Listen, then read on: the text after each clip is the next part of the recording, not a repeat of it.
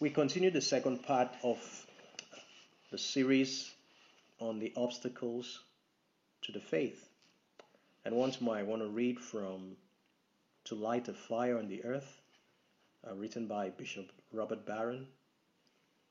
Once more, we just want to go through 5 of the various obstacles he proposes for us to keep in mind, especially as regards evangelization. The first one is the idea of God. In talking about the idea of God, Bishop Barron writes, it's precisely the wrong way to think about God, that God is, if there is any evidence for God. God is not an item in the universe, but you see that assumption in all of the contemporary atheists, from Bertrand Russell to Dawkins and Hitchens. They all operate out of the understanding that God is some big item among many others. And so we have to find evidence. I always go back to Thomas Aquinas, who said that God isn't a being, to use the Latin phrase, ipsum esse subsistens. He is subsistent being itself.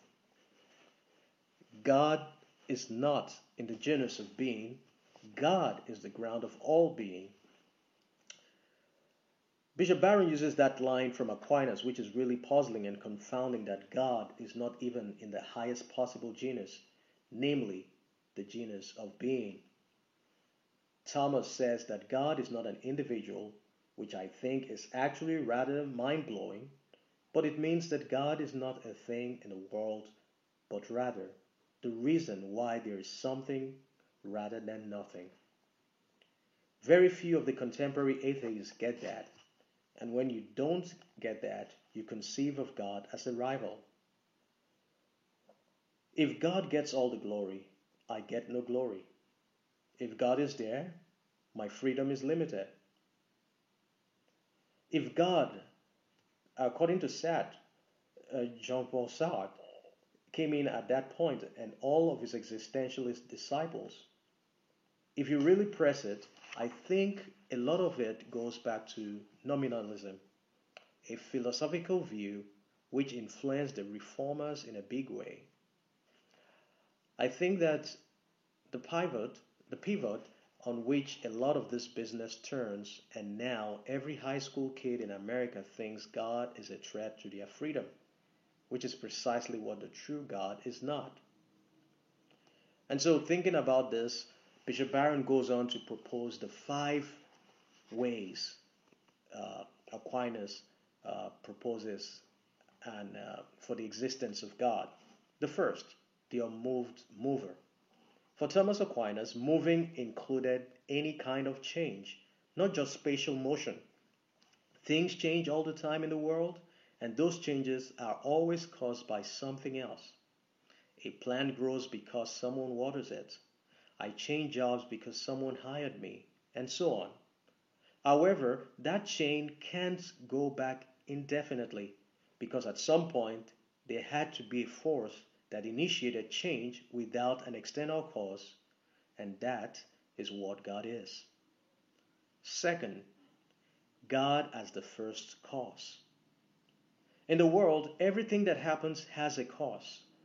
Once again, however, that chain cannot be infinite, because something has to exist without being caused, and that is God.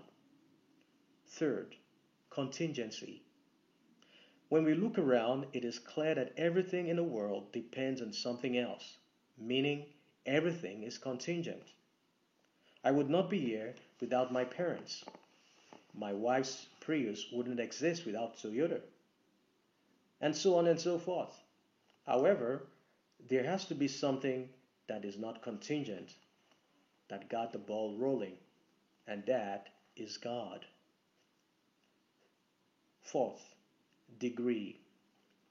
As we think about the world, Instinctively, we think about things as more or less good, more or less beautiful, and so forth.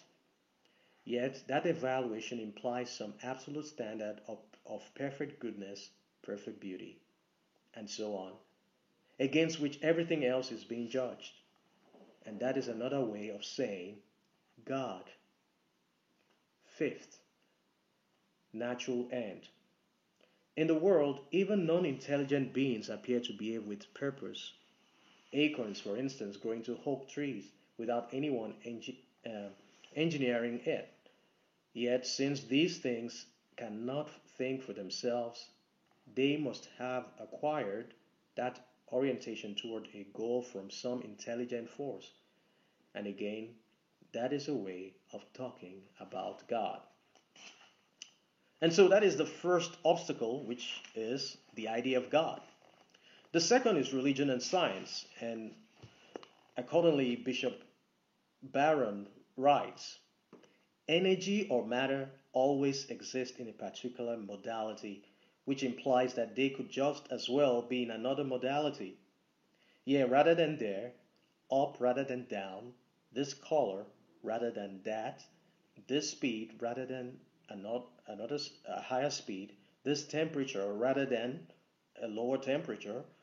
But this in turn means that their being in one state rather than another requires an explanation or an appeal to an extrinsic cause.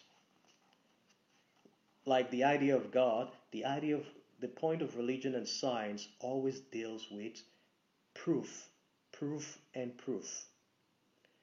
The proposal of the fluctuating universe itself is just as much of a non-starter, for it involves the same problem simply. How do you explain why the universe is expanding rather than contracting? At this rate rather than that, in this configuration rather than another. Finally, a cause of the very to be of a contingent universe be sought, and this cannot be anything in the universe, nor can it be the universe considered as a totality. It must be a reality whose very essence is to be, and hence whose perfection of existence is unlimited. While a lot of that might be technical language, Bishop Barron actually tries to propose the fact that science and religion have different starting points, and obviously the goal is better knowledge, greater knowledge, more awareness. But the fact still remains that God is present, whether in science or in religion. The third obstacle is that of religion and sex. In our own present context and society, there is a whole lot of being said about marriage, homosexuality, gay marriage, lesbianism, and all the various challenges we have facing the family. And so, in that, Bishop writes, it is about love, not the suppression of sexuality. It is about directing sexuality toward willing the good of the other. We sentimentalize all the time, but I use the more bracing definition. Love is not a feeling, but rather an act of the will. To desire the good of the other as other, your sexual life, as with everything else in your life, has to be directed that way. That is what the church's teaching is trying to do. Continually, consistently, to move us in the direction of willing the good of the other. And love is the one virtue for which there is no upper limit. There is no boundary. You cannot love too much. You can have too much faith, which becomes credulity. You can have too much hope, which becomes presumption. However, you cannot have too much love, writes Bishop Barron. And so, when we speak about religion and sex, the church's doctrine, the church's teaching does guide us in a way and manner whereby we understand and appreciate human sexuality, why God created humans male and female. This is important for us, and in trying to appreciate the teaching about religion and sexuality, some people actually might have challenges, understanding or even appreciating those teaching. It is part of our invitation to try to help them come to a point whereby they appreciate what it is that at the heart of our lives, our journey as humans, that we are created in the image and likeness of God. Another obstacle of the faith, which Bishop Barron points out, is that of the abuse scandals. Bishop Barron says his first inkling that a storm might be brewing with regard to reports of child sexual abuse by Catholic clergy came in 1992 when he visited his mother in her condo in Chicago after returning from finishing his studies in Paris. He recalled that she had a welcome home sign, and some champagne on ice. After catching up for a while, he says, his mother mentioned that she had collected some news clippings for him on the table in his room.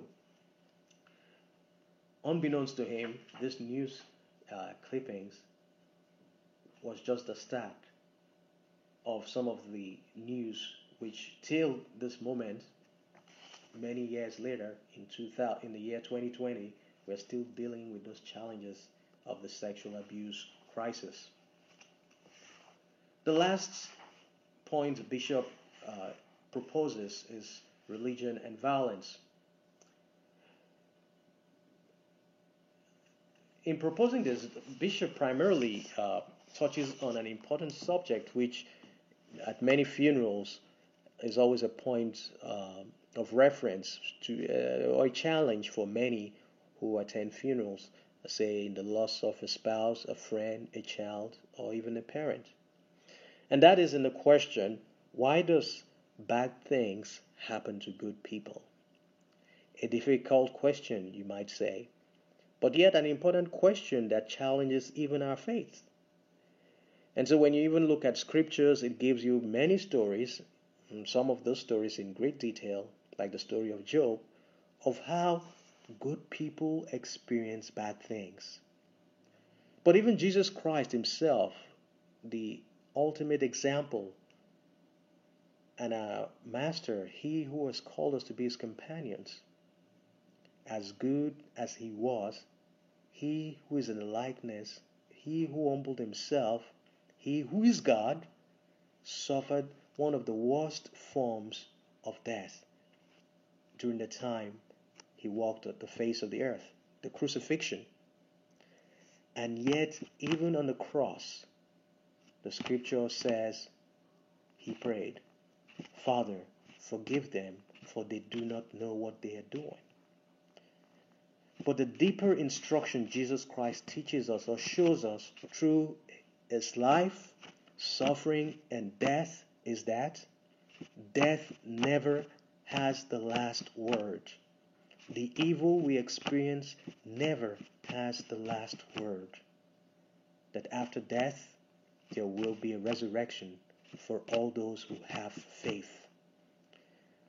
It will always be challenging for us to come to terms with the problem of evil, and yet we are constantly invited through the power and gift of our faith to recognize that God has the power and that at the end, good will always overcome evil.